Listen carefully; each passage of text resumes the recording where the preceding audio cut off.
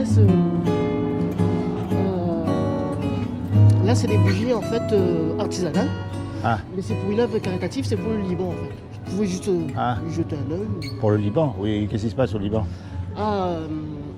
Si vous voulez, la fatalité dont je suis parti, bon, on vend ces bougies en fait pour venir en aide aux Libanais en fait, à des familles libanaises qui sont dans...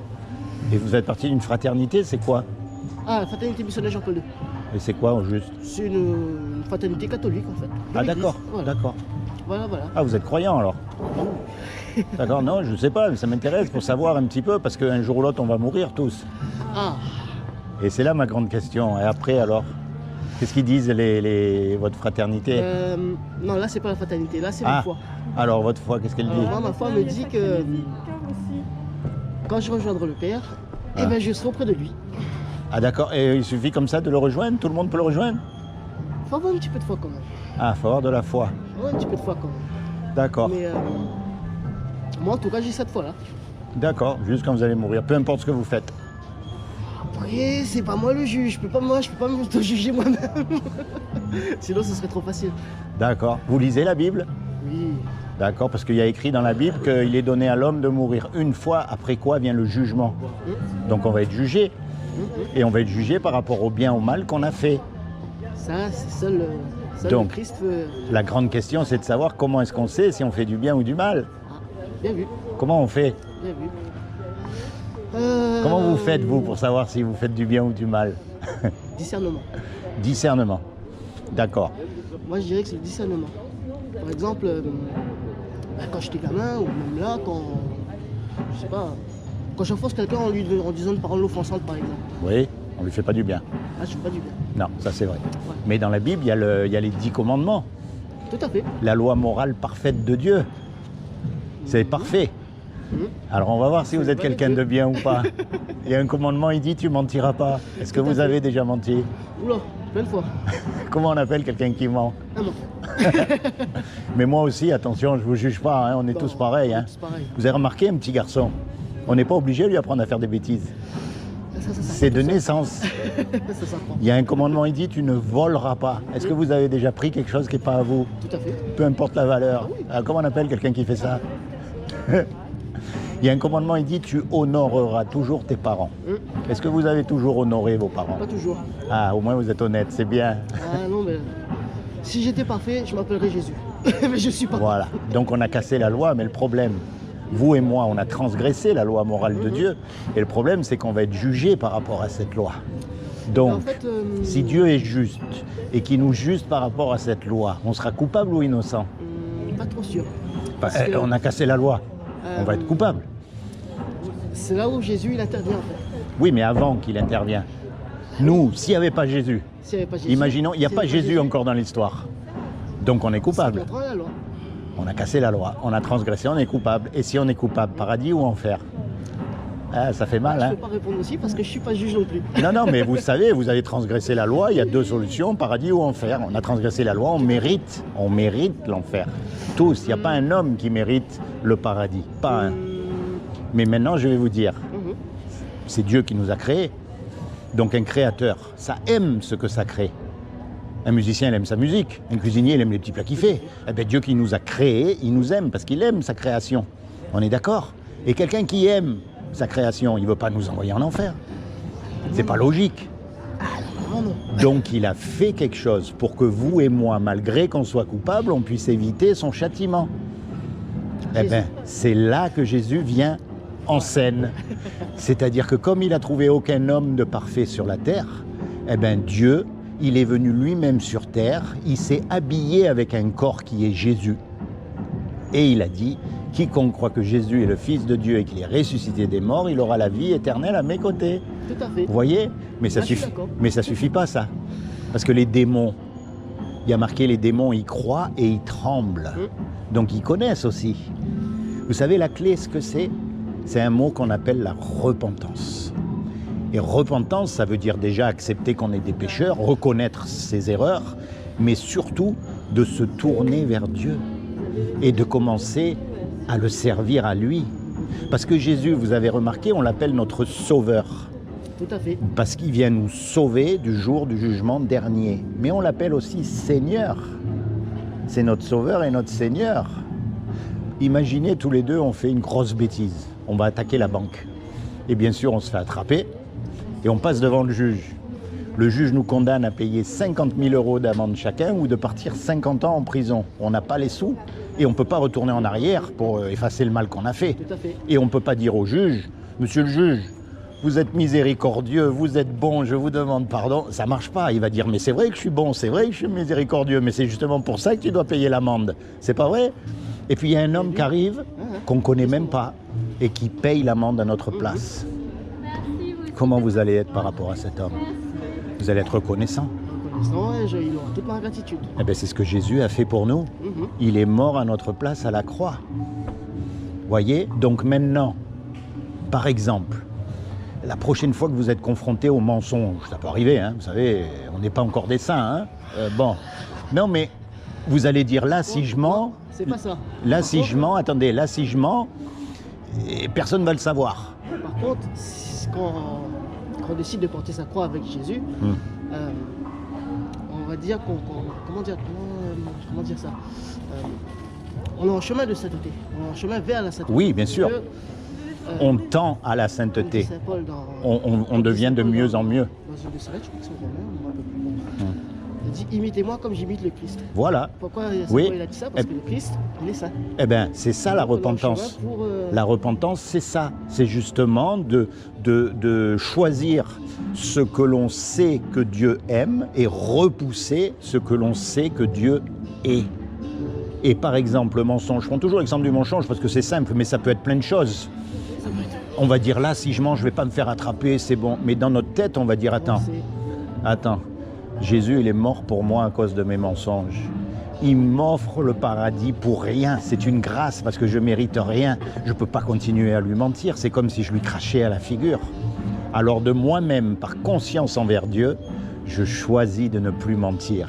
Et c'est comme ça qu'on marche dans la sainteté, qu'on avance dans la sainteté. C'est-à-dire que on commence vraiment à penser comme Jésus et puis on se bat vraiment. On ne veut pas mentir, on ne veut pas faire des mauvaises choses, et petit à petit on avance. C'est pas une vie, c'est de la facilité. Ah ben vivre sans épreuve, oui, c'est trop facile. C'est trop facile. En tout cas, Dieu l'a pas fait comme ça. Il nous met des épreuves. Et on voit bien avec l'histoire de Job. Tout à fait. Vous savez, Job, il en a eu des épreuves. Et pourtant, il y a marqué au début que c'était un homme presque parfait. Enfin, il était vraiment un serviteur de Dieu. Il y a marqué, hein, c'était quelqu'un... Ça, vous pouvez relire l'histoire de Job. Hein. Et pourtant, regarde... Je connais une petite partie. Eh bien, relisez-la, tiens, quand vous rentrez à la maison, je vous encourage à lire le livre de Job. Et vous allez voir, cet homme, il a tout perdu. Ses enfants, sa fortune, son travail, tout. Et pourtant, il n'a jamais lâché Dieu. Et à la fin, Dieu lui a tout redonné au centuple. Ah non, mais c'est beau, hein? Non, mais c'est vrai que c'est... tu vois, par exemple, l'exemple de Job, c'est ça qui me donne un peu l'espérance. Moi aussi. C'est ça qui me donne l'espérance. C'est que peu importe les circonstances, peu importe la vie qu'on a, peu importe si je tombe, même si je me brise les jambes, j'aurai toujours l'espérance de la fin. Ben oui, mais regarde un petit garçon, par exemple. Tu sais, les tout petits garçons qui apprennent à marcher. Il apprend à marcher et puis il veut courir. Alors tu le vois, tu sais qu'il va tomber. Et puis tu dis non, ne cours pas. Mais lui, il veut à tout prix devenir un homme et impressionner les autres. Alors il court, et puis pam, il tombe. Qu'est-ce que tu fais?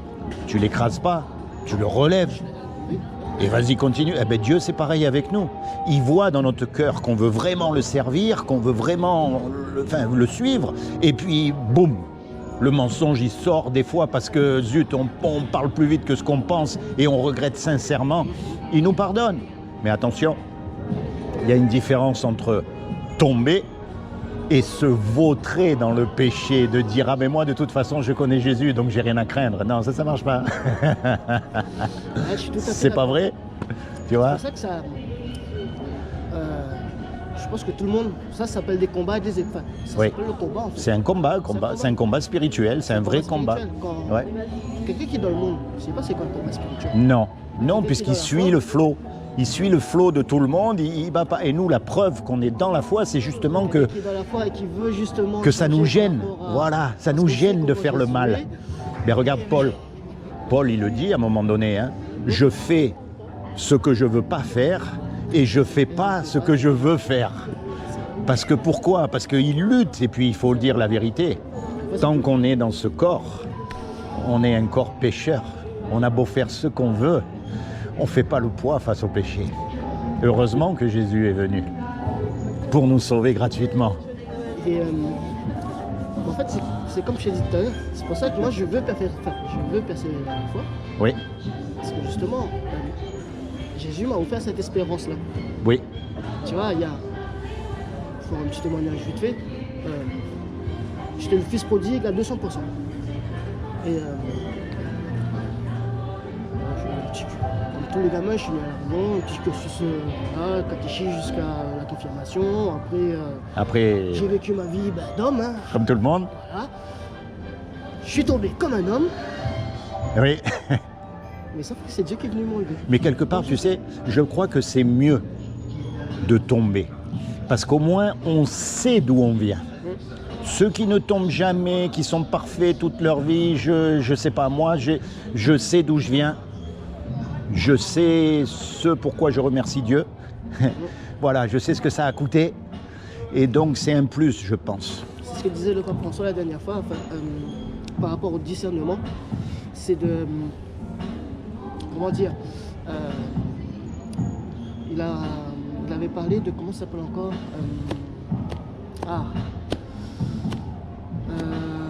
d'un truc de Saint-Ignace. Quand tu fais un discernement sur ta vie, par exemple là actuellement, c'est de remonter vraiment en arrière pour cibler le problème et petit à petit le résoudre. Ah, En fait, tout est question de discernement. En fait. moi, je fais confiance à Jésus. C'est lui qui résout. Parce que moi, j'ai beau remonter loin, loin, loin, j'arrive pas à résoudre quoi que ce soit. Ben, moi ça m'aide. Tu vois, et c'est pour ça que j'encourage en fait les gens à beaucoup lire la Bible. Ah non, je lis aussi. Surtout. Moi, je dirais que la Bible, c'est le... Comme le catéchisme de l'Église catholique l'apprend, la Bible, enfin, je sais pas si tu... Je pense que tu viens à la messe le dimanche, je pense. Non. Ah. Et bien... La Bible, c'est le mode d'emploi. Le pilier, ce que nous enseigne le catéchisme, par exemple, c'est que le pilier, c'est la parole de Dieu, la tradition et... la tradition, il y a rien dans le truc, je ne peux plus. Mais moi, ce que je... La Bible, ça fait... C'est le la parole inspirée par Dieu à les Oui. hommes, ça ne Oui. faut pas l'oublier. Hmm. Mais, qu'importe la confession, je pense que qu'on soit catholique, protestant, évangélique, je pense que la parole, elle est sacrée.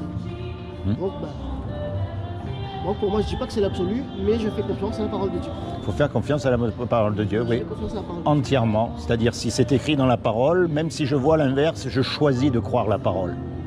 Pas Par 100%, exemple, mais moi, pas sans- 100%, mais, par exemple, tu vois, tout le j'essaie de monde... discerner ce que la parole essaye de me dire, en fait. Ah ben oui, mais ça, c'est toi qui parles avec Dieu. Ça, c'est l'interprétation. Après. C'est la parole de Dieu. Donc en fait, c'est quand c'est Dieu te parle et c'est le Saint-Esprit qui te donne la révélation de ce que Dieu veut te faire comprendre. C'est là la beauté de la parole. Tu vois, moi je ne suis pas les traditions parce que je n'ai pas trouvé les traditions dans la Bible. Et pourtant, il y a des, par exemple, on va prendre l'Eucharistie. Avant, je ne savais pas trop comment expliquer l'Eucharistie aux gens. Mais par exemple, l'Eucharistie, c'est pas une tradition que les chrétiens ont inventée parce que Jésus a... Les catholiques. C'est pas une tradition... c'était déjà dans la tradition juive. La fraction du pain et le vin. Ça, c'était déjà dans... Je crois que c'était pendant le Shabbat qu'ils faisaient ça. Et en fait, l'Eucharistie, c'est un petit peu le prolongement de la tradition juive, mais sauf que là, c'est cette parole cette parole de Jésus qui voilà, ce qu'elle dit, prenez ceci est mon corps, prenez ceci est mon sang, et vous ferez ça en mémoire de moi. Oui. Bon, je suis pas un grand théologien, mais Oui, moi, mais c'est... cette parole, moi je l'interprète comme quand je communie Oui. par exemple, au moment de la messe, au moment de l'Eucharistie, quand je communie avec l'hostie, je me dis pas c'est juste un petit truc de pain, non. Ah, c'est sérieux. Pour moi, c'est un truc de sérieux, et surtout, comment dire, c'est sérieux et comment dire, Et sacré. pas sacré, mais le mot me revient. Mais, pour moi, c'est vraiment la communion avec le Christ en fait. C'est pas juste communier pour dire je communie par tradition ou quoi que ce soit. Non, c'est pas rien. C'est pas rien. C'est un geste de foi. C'est ça, un geste de foi et voilà. ça représente vraiment le corps du Christ et le sang du Christ. Ça, c'est ce qu'il a dit. Mais là où moi je suis un peu différent, c'est que Christ n'est pas dans le pain. Il n'est pas dedans le pain, il n'est pas dedans l'hostie. Tu vois ce que je veux dire? Ça le représente. Mais tu sais, c'est là où il m'a touché. Là, je le prends. Quand je suis revenu vers Dieu, Jésus, je connaissais rien du tout. J'aurais pu aller ailleurs. Je suis passé par musulman, je suis passé par l'hindouisme, je suis passé par... Tout. Voilà. Donc, en fait, mon âme cherchait quelque chose de spirituel, sans... Ouais. Mon âme cherchait déjà cherchait Dieu, en fait, sans... Et bien, l'un des moments où il m'a touché, c'était pendant le temps de ciel. Et je me rappelle, c'était pendant la messe, et à la fin de la messe, moi je regardais les autres faire, en fait. Je regardais tout le monde, je fais pareil.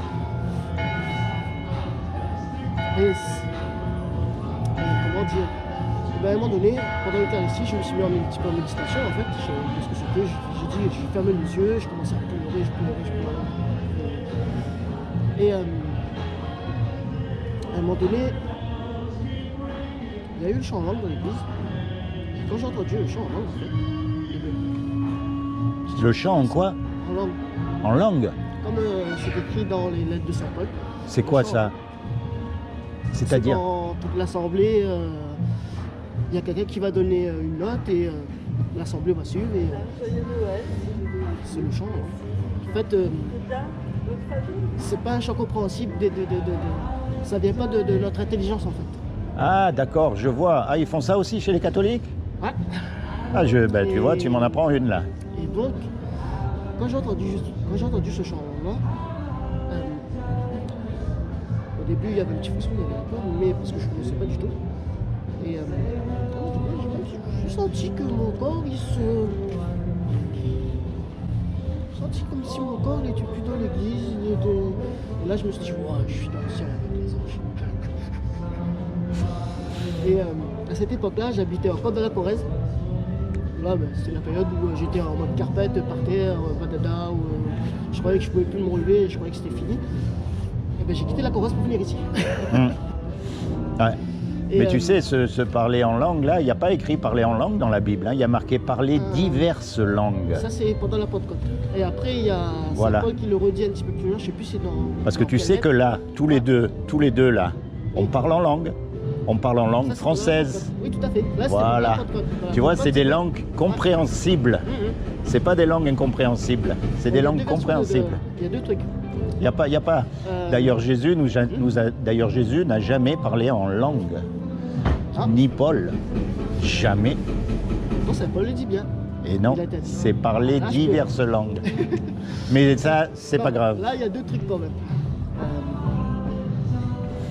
Tu vois, parce qu'on saura. La Pentecôte, c'est quand ils ont reçu l'Esprit Saint. On est d'accord. Oui. Ils ont reçu l'Esprit Saint. Et ils ont commencé à parler diverses langues. Ils ont parlé diverses langues et les gens qui étaient tout autour, par exemple, il y avait des Grecs, des Perses. Ils ont parlé dans les langues de l'époque. En fait, ils ont entendu les disciples parler, louer Dieu dans leur langue. Oui. Après, il y a un passage dans... je crois que c'est dans... Bon, je sais plus dans quel... Si tu veux, quand on étudie la Bible, ça c'est le texte de référence. Tu vois? N'oublie pas qu'on devra donner un acompte de chaque parole que l'on a dite.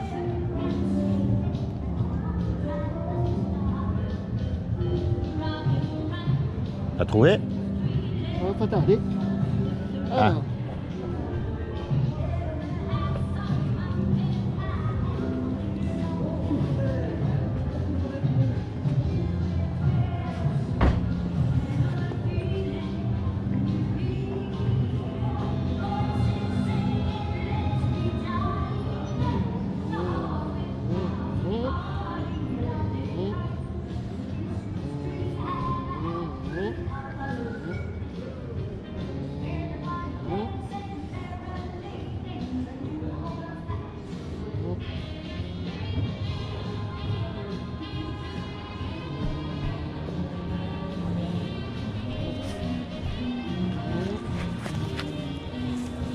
Alors,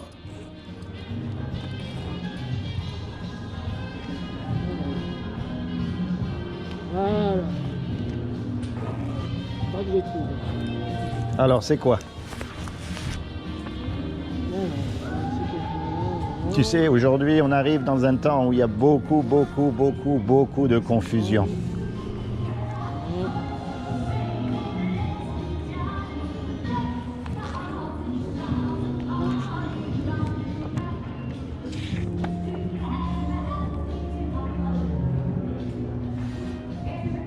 Alors,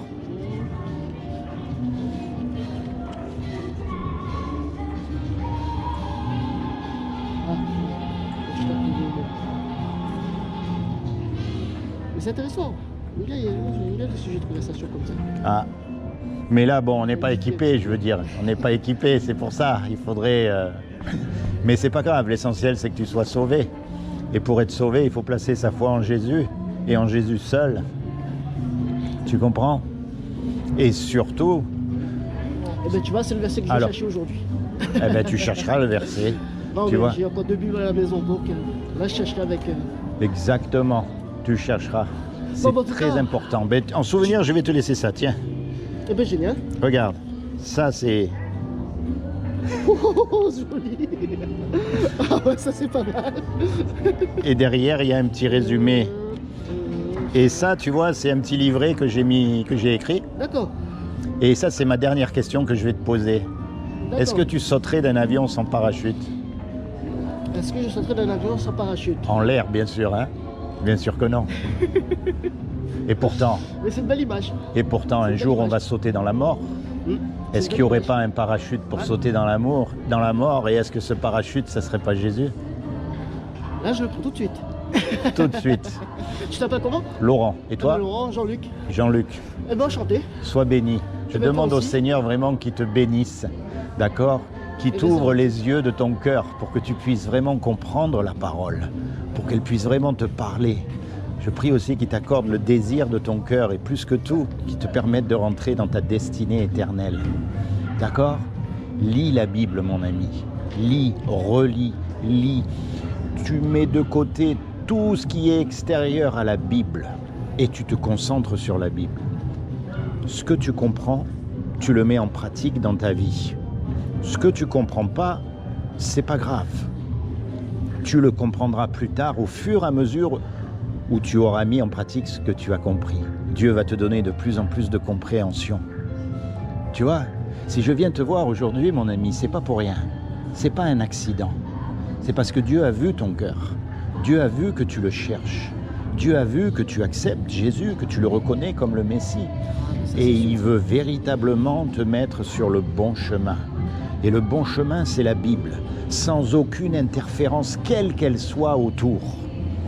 Dis-toi bien qu'un chrétien, ce n'est ni un pentecôtiste, ni un évangélique, ni un catholique, ni un protestant. Un chrétien, c'est un chrétien. Tout le reste, c'est en plus. Tu verras dans la Bible que tous ces termes-là n'existent pas. Dans la Bible, il y a le mot chrétien, il y a le mot frère, sœur, saint. Oui, 3 fois il y est dans la Bible. Et ce sont des gens d'extérieur qui, en regardant les disciples du Christ vivre comme Christ, ont dit, tiens, regardez, ce sont des petits Christ, ils imitent Christ, d'où le mot de chrétien. C'est dans Galates. Tu verras. D'accord? Dieu n'a pas établi ni d'institution, ni rien du tout. Je suis d'accord. Jésus n'a pas créé d'église. On est en direct avec lui grâce au Saint-Esprit. D'accord? Sois béni, mon ami, et plonge-toi dans la Bible. Et on se reverra un jour. Une nouvelle rencontre. Sois béni. Sois béni aussi.